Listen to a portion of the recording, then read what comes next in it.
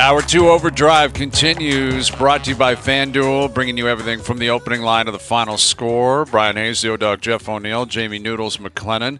Big hour, role play level of concern in about a half an hour. Role play level of concern coming up. Scott Hartnell coming up, longtime NHLer, NHL Network analyst. He'll join us here in a few moments. And later this afternoon, we'll get into an NFLPA player poll, like anonymous poll. The details are starting to come out. Oh, boy. Some interesting stuff. A couple teams who are kind of in the firing line I think might surprise you in terms of ownership, the facilities, investments, that kind of stuff. And dude, I read a headline today. No one wants Russ unless he gets cut. Russell Wilson, yeah. No one's taking that contract on. No chance. But no chance. It's amazing. Like, things happen fast in sports, man. You're on top of the world. You're dating a movie star, singer. And then a headline pops up, no one wants you unless you're cut. Yeah. Like, that's – people talk about, like, just the mental element of the game. That's tough. That's like, everyone's reading that stuff. That's a decline, man. Like, you're in a different spot. Yeah. You're in a different place. It's not that – you got to be mentally strong to deal with that stuff, man. You do, man. I agree. And the thing is about Russ, like we talked a lot yesterday about Alek Manoah, Russ has got a Super Bowl ring. Russ has got his $300 million guaranteed. You know, it doesn't mean it's easy. It's definitely tough for the ego. I think it's even more difficult probably to overcome this transition that's necessary because you've been so great for so long. And, you know, the nature of that position, the face of the Seahawks, the face of the Broncos, but at least he's got, you know, a great legacy already. Cachet, yeah. He's done that. He's done that. Right. He's been there. He will be a Super Bowl champ the rest of his life. And he will have that money that will support him and his family for the rest of his life, assuming he doesn't do anything stupid with it. You know, Manoah, as we discussed yesterday, he hasn't made any money, relatively speaking, you know, based on big league money. He hasn't made it yet. He's still on a team-friendly – he doesn't even have arbitration rights, you know, like – And this is a scenario where it feels like he's got like 3 or 4 weeks to get his career back on the right path. What's he making? Like $900K? Not to say it'd be more than that. It's more than that, but it's not. You know, again, based on baseball terms, it's not that much money. It's not $25 million or not anything even close. Like that. You're right. Not even close. Now, where you guys talked about it yesterday. I wasn't on the show, but like, where are you at with like? Is it just one start? Were you guys just like it's one start, or you like? You know, level of concern is Rick Bushwood already type of thing. I talked to somebody today that put a solid perspective on it, saying as ugly as it was, his bullpen sessions have been fantastic. And if we see this again 2 starts from now, like it's 1, 2, 3 in a row, then game on for craziness. Because then we'll play level of concern. Yeah. He's coming up. Level of concern is coming up in about 25 minutes. And if it's just, why don't you just say play it right now, and then we'll just move on. Someone's playing the role of Alek Manoah. I can guarantee you that in about 25 minutes. So more on that when we get to role play level of concern. Scott Hartnell coming up here in a moment. And the Leafs coming off, you know, a loss last night, and it's quiet. It doesn't matter in terms of the big picture. It's only 2 games, but 2 games where Matthews has not scored. And you know, the 70 talk was so natural, 73, 74, 75, because he was scoring every single night. And it was multiple goals every single night. And it felt like it was automatic. And I thought he was quiet last night, very quiet. And I thought Vegas, though, did a good job on him. Like, you know, we had Bruce Cassidy a couple of days ago, and he said we're playing a zone defense. We have monsters back there. He said to us, we have 6 guys that we're playing. These are our big boys. Like, we have not been healthy defensively.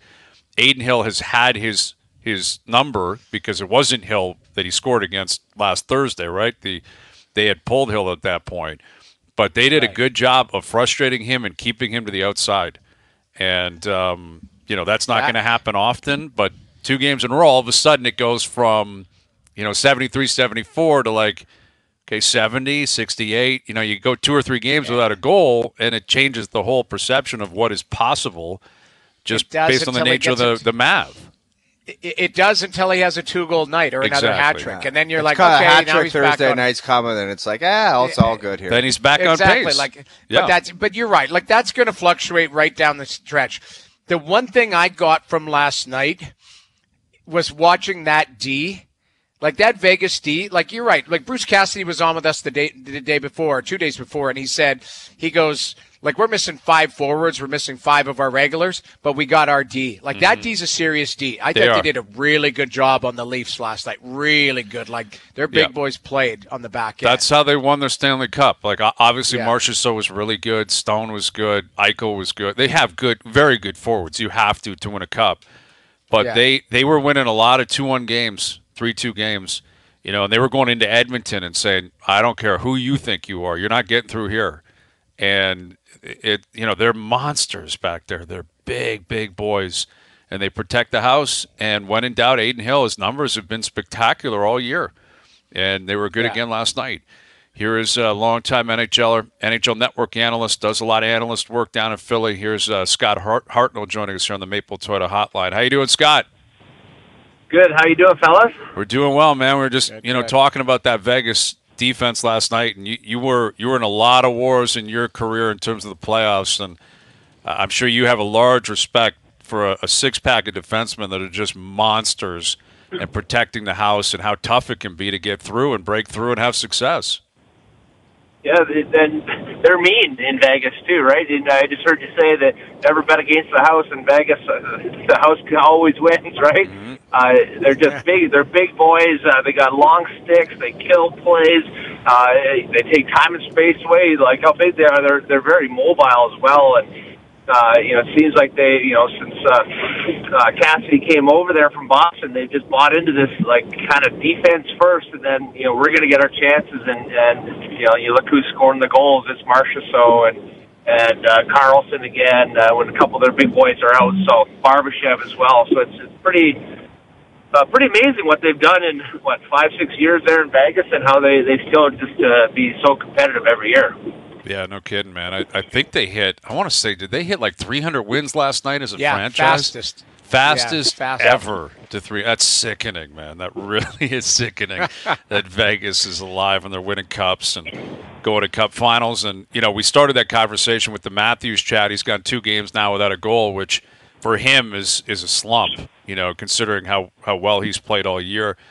Where do you see this ending up for him? Everyone's got a different take. Can he get to 61? Can he get to 65? Can he hit 70? Like, what's a reasonable expectation for you in terms of Auston Matthews and his goal total by the end of the year?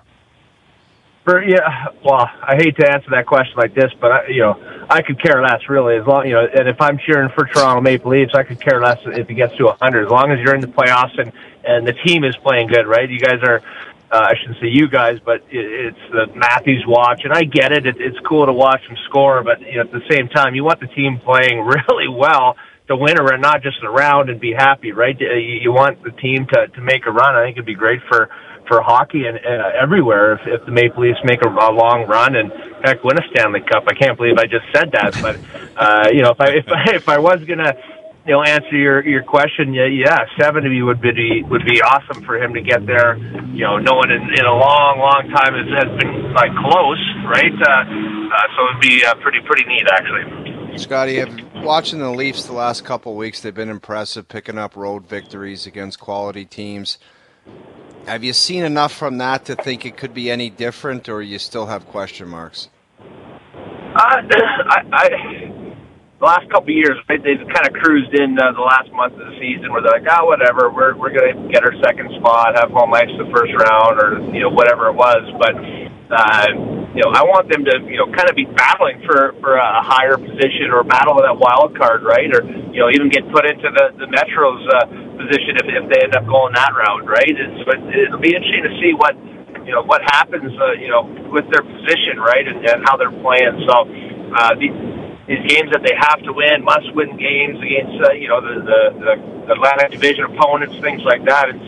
That's going to get them prepared to get in there and make some noise in the playoffs. It's not just put it on cruise control and then it's April 16th, just flip the switch and you got playoff hockey and you're going against Vasilevsky, the best guy, has got to have their number, right? So I really care about how a team's plan. Going into the playoffs and not just, cruise control. I think that's why President's Cup teams, they kind of struggle because they've kind of had such a good lead, for the first 2 months of the season, and then they kind of, just kind of wade their way in, and that kind of hurts them sometimes. With Scott Hartnell, so we got you on the record saying it'd be great if the Leafs went on a long run, which is great. As a Saskatchewan guy, I'm sure that'll go over well back home. But now let's see if we can push you in this direction for Sid and the Penguins, where, the Flyers have been great. I know you cover them really closely. You do a lot of analysis work. We threw out the idea. At this point, it feels like, you're talking Hart trophies. It's Kucherov, McKinnon, Matthews, Hellebuck, McDavid, etc. But Sid has been so good. And last night in Vancouver, he was unreal. Do you think Sid still has it in him? Is it even possible for Sid to drag that Penguins team into the playoffs? I want to say yes, but I just don't think that they kind of have the depth. You need teams with four lines, that kind of contribute, and our gamers every night. It just seems like they have a lot of sleepers on that team, in my opinion. Crosby's getting his points, and he's an ultimate competitor. Love the guy.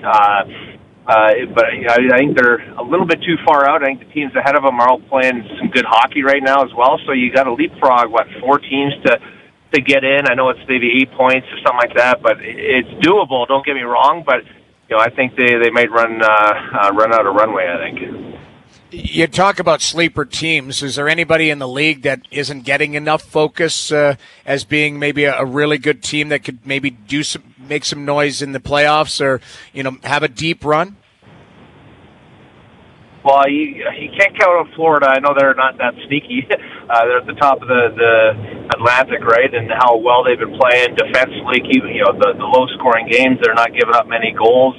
Detroit's on a little bit of a heater. I don't like taking teams that are playing good right at the moment, but they got a lot of veteran guys in that Detroit team. Goaltending would be my only thing. If they could maybe add something there, but goaltenders are hard to find as well. But you need a good goalie to take you somewhere, right? And a few teams have it. A few teams there's some question marks, and that's so I'm just kind of off the top of my head. It would be Florida right now would be the team to beat in the East, and Vegas too in the West. You got to beat the best, and they're continuing to show that they can play, and they can play a tough style a hockey game.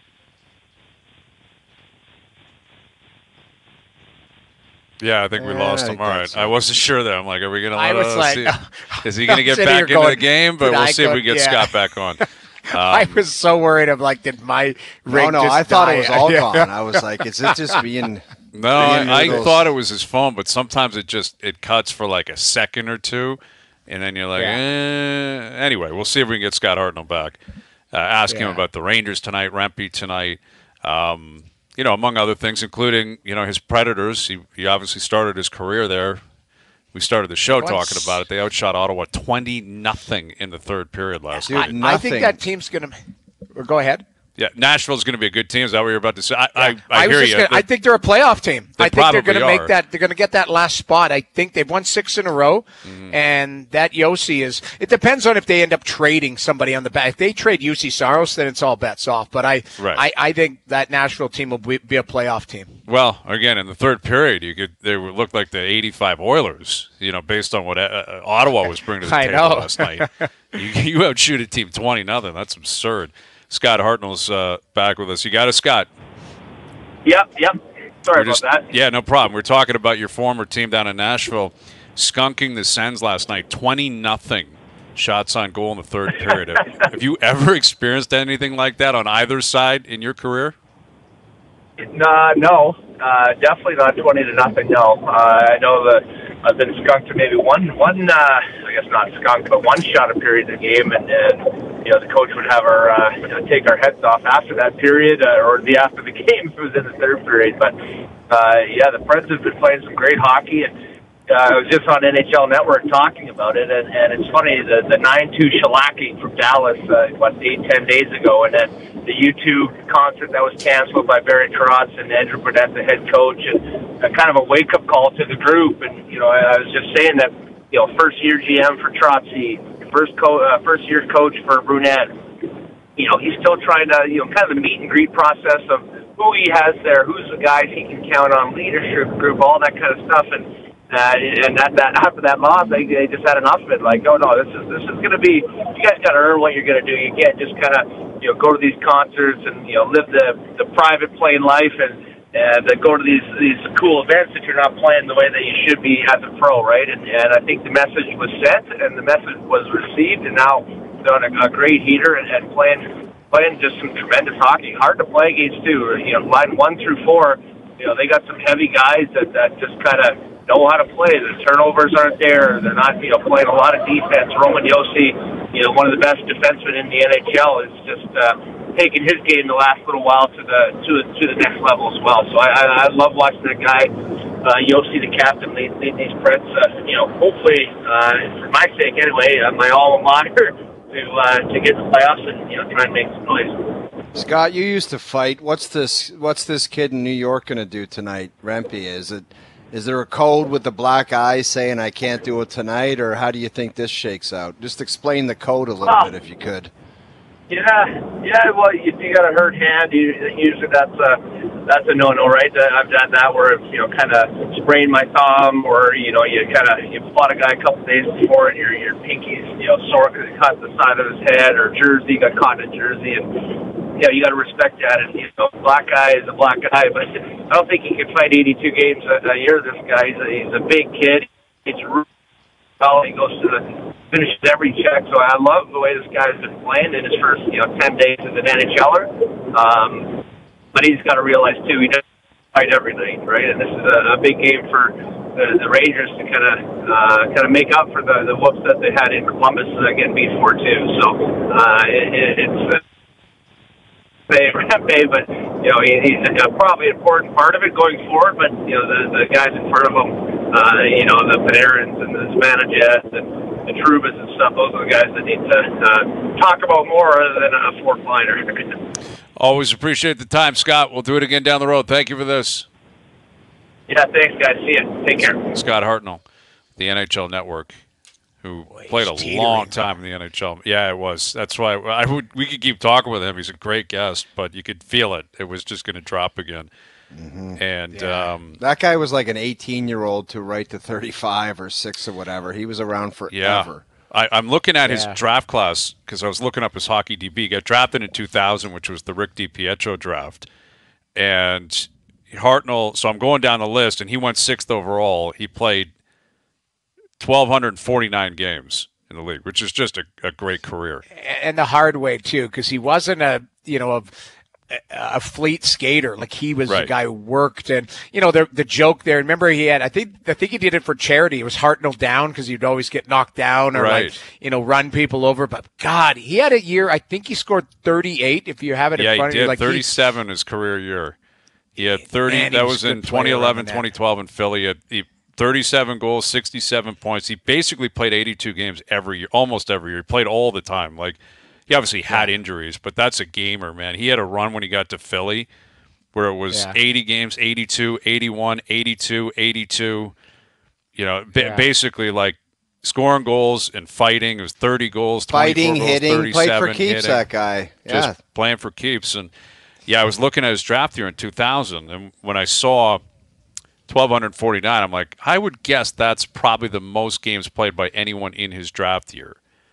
And I went a little bit further down the list, and there was one guy who got him, played 15 more games than him. You guys want to take a guess? I know who it is. I know who it is. You know who it is. Oh, he's your boy. He's your boy. Your boy. He's a good golfer down on Tobacco Road. He likes to play down there. Justin Williams. Justin Williams played 1264. Willie got him by 15 games for the most games played in the 2000 draft year. That's pretty cool. But, really. Willie, Mr. Game 7. He's got a lot of playoff games in there, too. Yeah, exactly. Like, that's the one thing about Hartnell. There's certain guys. I do remember, like, when I played with Phaneuf in Calgary, like, Hartnell and Phaneuf apparently fought all the time in junior, and they fought so every time they played each other, they'd fight. Like it was, I don't know if you played with guys that it was like those two were like a lock to fight. They just always battled. I don't know what it was, but Hayes, you just kind of funny. Justin Williams. Always were. Yeah. I don't know what you guys think of this, but I think with the playoff history, I think Justin Williams is a Hall of Fame player. And you can come at me and say he doesn't have the regular stats, but if it's about a unique Hall of Fame of the best, then I think that guy's a Hall of Famer for what he did. He won the Conn Smythe, and he won, 3 cups? 3 cups, and he's Mr. Clutch, Mr. Game 7. Why isn't that a Hall of Famer? Well, I just think he's a Hall of Fame player. I don't know. Think outside the box and just say you're a Hall of Famer. Okay, so then, you're right. The criteria that's what's always perplexed people, because we're not in those rooms as to what people believe the criteria is to get you across the line for a Hall of Famer. For me, there's 2 things. Were you the best at your craft at some point? Or Noodles, give me a break 10. with that. None of these guys. There's a bunch of guys getting in.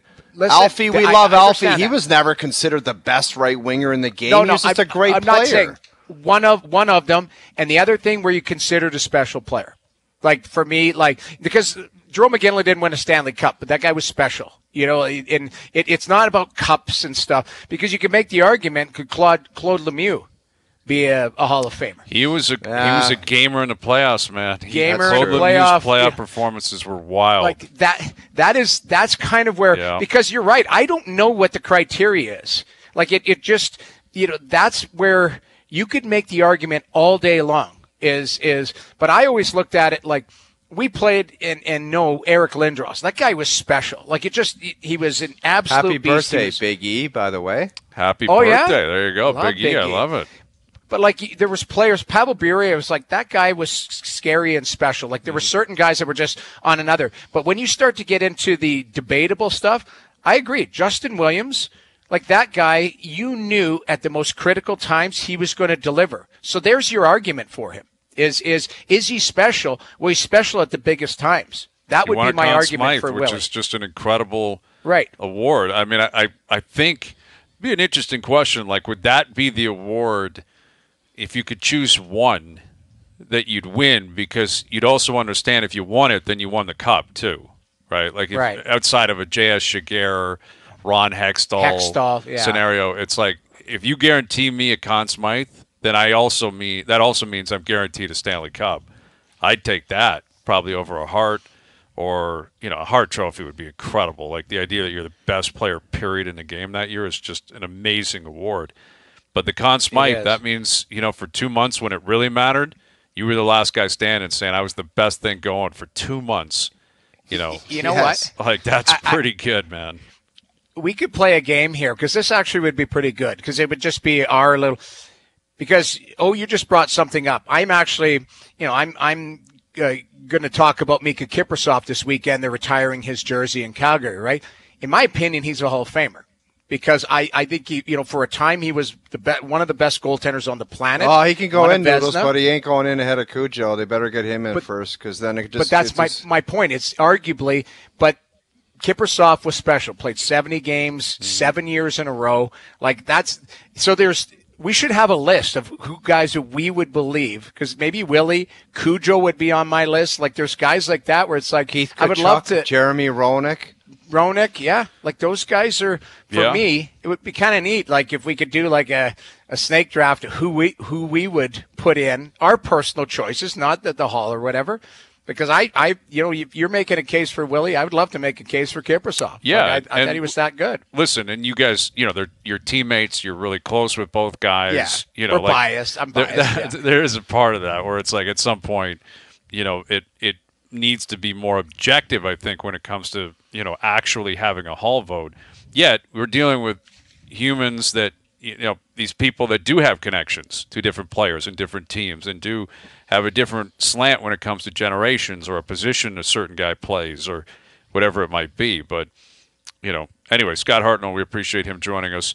Today's the 14th anniversary. You mentioned Iginla. Iggy, 14 years ago. Oh, yeah. Sid was yelling that out and scoring the golden goal out in Vancouver, which is wild, again, considering he was in Vancouver last night and Sid was unreal last night. 14 years later, this guy is still chugging and playing on the same ice, and just, I don't think he factored into the OT winner. It was Carlson. I don't think he got on the game sheet, but he had 2 other assists. And, again, Vancouver now 1-4-1 in the last 5. I'm seeing some quotes coming in. Rick Tocchet, mood meter, not happy. Right? They're taking a lot of minor penalties. He's dropped from one. He's dropped from one right now. He's dropped. Okay, I'll take him off of one right now. He's not one. He's not one. Well, Keefe is not one. And Keefe isn't either. Yeah, Keefe sees Garrett Rank. He'll It's a complete lose his flip. mind. Marty St. Louis on top of the world. Marty's right number now. one. Everyone's happy in Montreal. They Screw know it. Let's exactly do it what's tomorrow. coming. Let's do a redo tomorrow. All right. We'll revisit the mood meter. No problem. All right. Role play level of concern coming up. Overdrive continues. TSN 1050 and on TSN 4. You can never ask me to stop drinking. Do you understand? I do. I really do. All right, role play level of concern brought to you by Boston Pizza, Canada's favorite sports bar. From tip-offs to tie bites and puck drops to pizza, BP's elite lineup of apps, wings, and ice-cold beer is always dialed in for game time. Hustle into your local BP tonight. All right, role play level of concern. We know how this works. Very simple If you stuff. give me the one we discussed earlier, just hit play it and say that part's over with. No, we will get to that. Okay. And when it happens, that's precisely what will take place. All right. Oh, you're playing the role of New York Rangers rookie Matt Rempe. You are Matt Rempe with your black eye. What is your level of concern you have to keep fighting to stay in the NHL? Pint on the patio. Pint on the patio that I have to fight to stay in the league. I have proven that through intimidation alone, whether it be a fight at the start of a game or big hits or just going to the net and scoring my first goal, that I can have an impact. And I know we discussed it earlier. Actually, O-Dog discussed it earlier, that there's not 32 tough guys, so I don't have to worry. We're talking about a 10-pack of gentlemen that are in my league and that I have to deal with, and I don't see them every night. So there's a bunch of nights. You see sometimes the Toronto Maple Leafs are an example. Ryan Reeves, some nights, kind of a skill line, you're not playing because we don't need you. So I don't have to worry about that. And guess what? I'm young, and I can still play and make a contribution. I'm a pint on the patio. Okay. I'm surprised by that, but I like that attitude. Wow. I like that. I want you to be a confident kid. I'm rooting for Matt Rempe. I really am. I'm rooting for him. I hope his story continues. See what he brings to the table tonight. Are you telling me you would say something different? I just explained it and laid it out for you perfectly. Yeah, I don't understand. I might. I mean, I think he's made such a name for himself. He's barely playing, though. He's playing like 4 or 5 minutes a night. He's going to need some more ice time. He needs to start proving, in order to stay in the NHL, that he can actually play, obviously. Right, like it has to get beyond the fighting, but you know him showing that type of approach and having stones like that will, I believe, help him to stay in the NHL. Like that's like a trump card, right? If he can't play, he's not staying. Laviolette, the Rangers, they're not playing a guy if he can't play. So he's got to prove he can play. But it's a scenario where if he keeps showing this level of courage, and it really is remarkably courageous, the guys he's fighting, man. These are heavyweights in the National League. And I think that's like it's like a trump card on top, where it's like, if I keep doing that, I'm really going to have a better chance at staying. But, all right, I'm not Matt Rempe. You are. It's all good. Noodles, you're playing the role of John Tavares. John Tavares. What is your level of concern? Your days of playing in the top 6 are now officially over. It's not Nick Cage, but it's not a pint on the patio. I'm going to give it. I was going to go Rick Bushwood, but I think that's a bit aggressive because I do believe there's a pathway back there. Because if Max Domi doesn't continue on, you can easily make that switch and have him go back and get second line minutes. So I'm going to go a 6-pack and maybe 2 shots of. I don't know. What's the vodka out of Austin, Grey Texas Goose. there? Tito's. Okay, there you 2 go. shots of Tito's. Shout out. Because it's kind of in the middle there, because I do believe if Domi continues on and that chemistry there stays in the second line, you spread out the scoring and John kind of stays there. But I still think there's a pathway for him to go back. This might be a lull right now, and they're mixing things up, but not 100% on that. Yeah, I think that's reasonable. I do. I think, maybe he moves to the wing in the top 6. That could be a part of the future as well. It doesn't have to be up the middle of the ice. It's been a few games. This isn't 30 games into this, 40 games into this. He's still their captain. He's still the guy they rely on. He's still going to be on the team next year at a minimum, right? He's got one more year left on his contract. So, they're not going to completely push him away and say, we'll deal with you when we have to. But it cannot be a pint on the patio either. All right. I'm playing the role of Alek Manoah. Alek Manoah. Read the question and then point to JP. Okay. What is my level of concern that I've got 1 month to save my career? I don't think You okay, play it. can There's no never other option, Ray. Never. There's no other option. ask me to stop drinking. Play it. Yeah. I mean, I do think if I'm being reasonable here, if I'm looking in the mirror as Alek Manoah, I have to have some self-awareness. Like last year, there was an element of petulance. There was an element of shock. I think of disbelief that it went as badly as it did. And yet, took the offseason, hit the gym, got ready to go, and first impressions, you only get those once. I got torched in the spring training debut I had. I mean, that's what it was. 4 earned. I hit 3 guys. Loud doubles. I saw Keegan Matheson. I'm going to have a word with him, too, next time I see Keegan. I don't need descriptions like that in terms of what I've given up. Yeah, loud. Dude, a loud double is such a punch right in the pills. It really basically means that the guy... Dude, it was as soon as Hayes the guy said got it yesterday, all of I'm it. like, It just didn't leave the park. It resonated with me. I'm like, a loud double means it had no business staying in the ballpark, and the guy saw it and he just crushed it. Right. It's such a subtle little term, but it got me real good. I was like, loud doubles mean a lot. It's a perfect description. Full contact. Loud perfect. doubles, man. That was a loud double. So I realized that as Alek Manoah here, that the Blue Jays are playing 162 games, with or without me. They're playing. And there will be a 5-man rotation. With or without me, it's going to happen. And I am in a position as Alek Manoah. I have to prove I'm worthy of one of those spots. And I think what has to happen here is Manoah's got to realize you're not, and I'm coming out of body here and returning back to Bryan Hayes on this take, you're not chasing the A status anymore. That's ship has sailed for now. Like, you're not breaking camp as like you're getting the ball on opening day. You have to prove you can be the 5th starter. Like, that's a mentality change, right? Dude, like, it's still the big leagues, Brian. It's still the big leagues.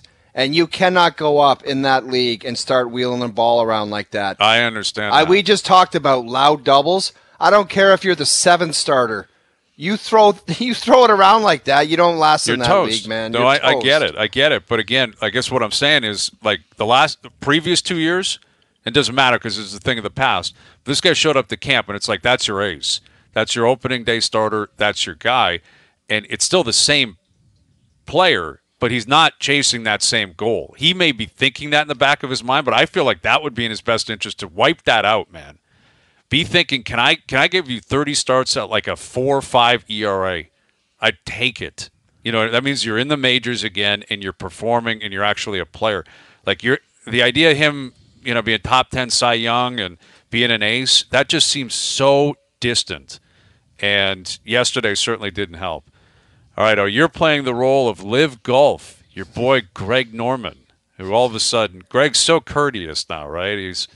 The Shark, he'd send Rory a text congratulating Just a long walk on the beach and a little bonjour. Yes. All right, there you are. You're on a beach somewhere in Brisbane or wherever it is. With my trunks on. With the shortest pair of shorts anyone's ever seen in their lives.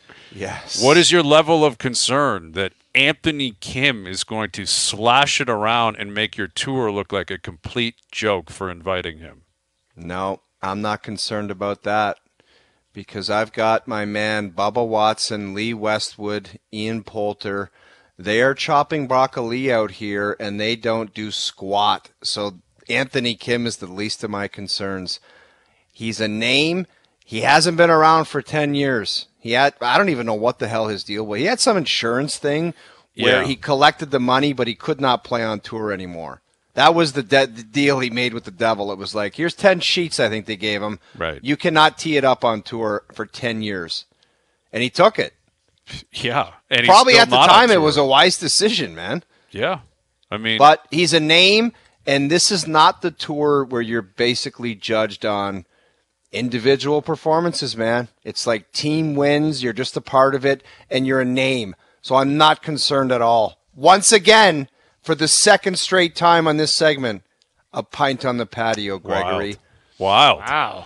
Well, that is. Yeah, I have to give them credit here. I'm curious to see this guy play. I mean, it's been a long time. A lot of people have no idea who Anthony Kim is. This is such a golf. Well, just consider thing. this. He played an 18-hole round at the Augusta National. He made 11 birdies in 18 holes. Think about that. No, he was a stud. Like 25 and under. He won multiple tournaments. He was, I think, top 5, top 10 in majors. You know, legit player, but has been so far off the beaten path for a decade. But it's a can't miss for Live Golf. Like, absolutely. You build it up. They're pretending as if he had all these haters and stuff, which is completely ridiculous. But you mentioned insurance. Did you see the story out of, where was this? Somewhere, I can't remember. I can't find what state it was in. But there was a woman, I guess she was in Ireland, and she was rewarded an $800,000 injury lawsuit settlement from a car crash. After photos showed her, actually, I guess she suffered the car crash. She took the insurance to court. Sorry, I'm reading this on the fly. I saw it earlier. I saw this. And was awarded $800,000. Now she has to give it back because pictures have surfaced of her winning a Christmas tree launching competition. Yeah, the throwing the tree. She's throwing a Christmas tree around. And they're like, we'll take that $800 back, please. Like, can you imagine the buffoonery of this woman to collect the check and then start pole vaulting Christmas trees into the universe? Insanity. But you see that all the time, people with the insurance fraud. They got the bad back and all that, and then they have private investigators that follow these guys around. The guy's lifting a fridge up a flight of stairs, but he's on disability.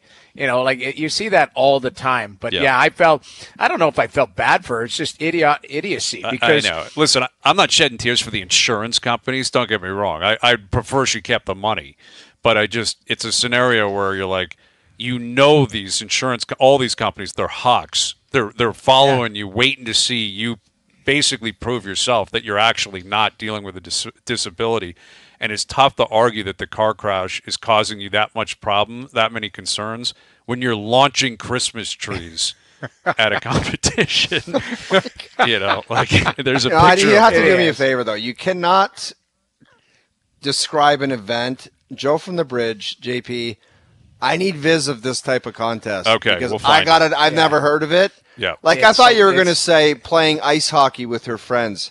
I have never heard in my life of a Christmas tree launching contest. I'm looking at a picture of it, of her launching it. There's actually a still photo of it. I would like viz of Olympic. Well, I don't know if I can give you viz, but I should have sent the pic. I wasn't sure we were going to bring it up, and I just bookmarked it earlier. That's why I was reading it on the fly.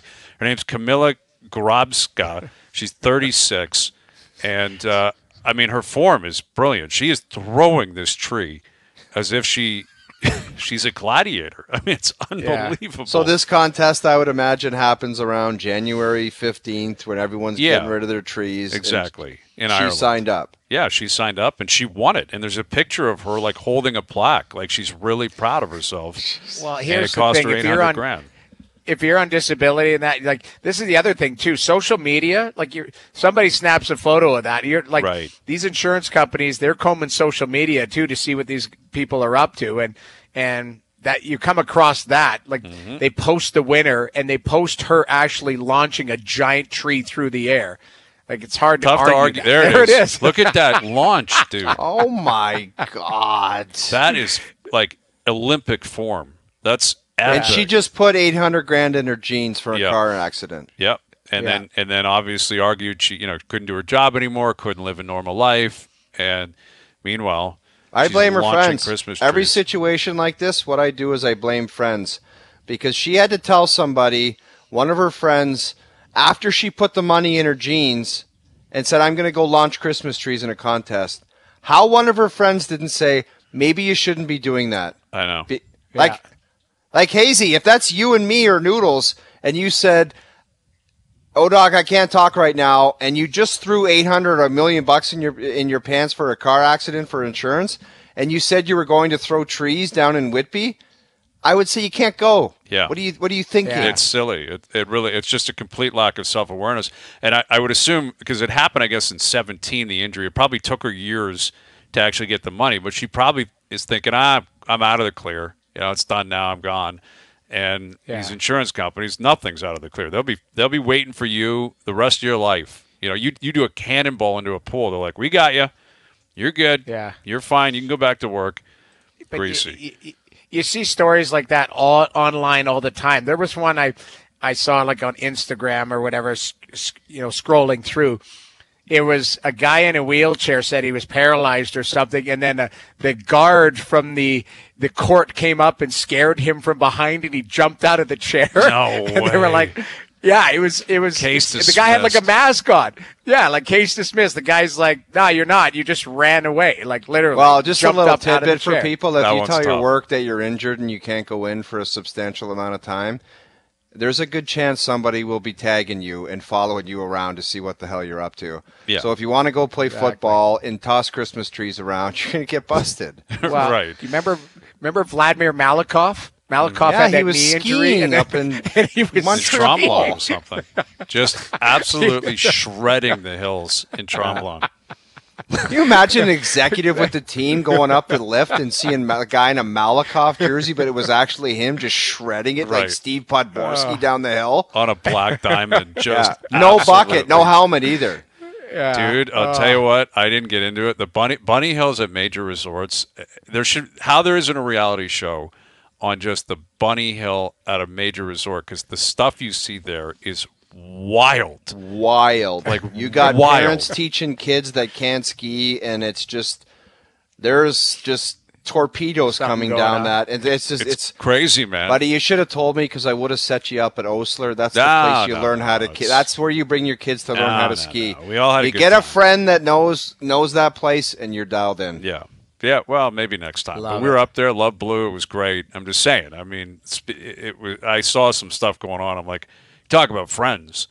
Like, I saw a guy, no helmet, no gloves, no hat, pair of jeans, flying down the hill. I'm like, how did no one tell that guy? You got to slow down. Like, Matt Rempe, please, slow down. Yeah. Throw a helmet on. Do something. You cannot be acting that way out here. All right, there you go. We'll have some role play level of concern after dark. We got a couple of more in the chamber.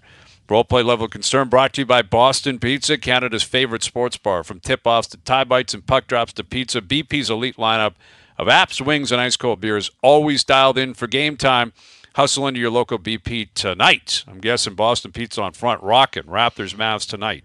We'll tee that up. Overdrive continues. TSN 1050 and on the TSN app. All right, Darren Dreger coming up. We'll get to this NFL Players Association poll around 6:30.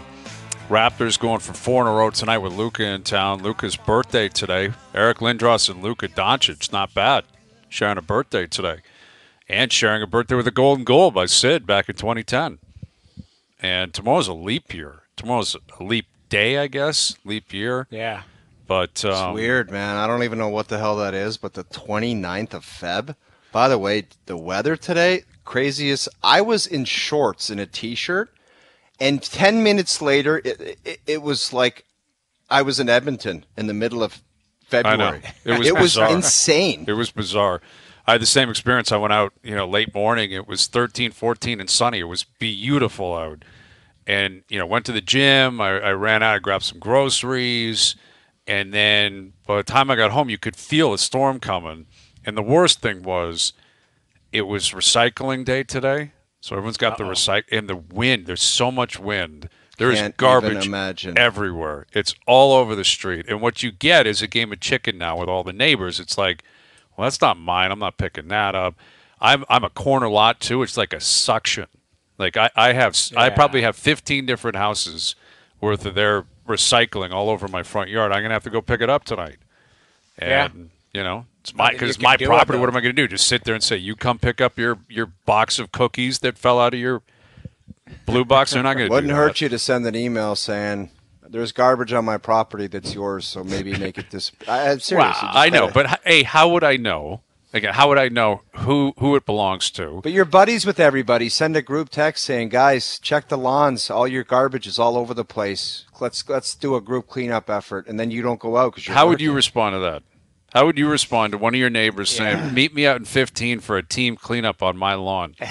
How would you respond to that? I probably would say, I told you when I first move in, there's no personal contact whatsoever. Exactly. It would be a middle finger emoji and a block number.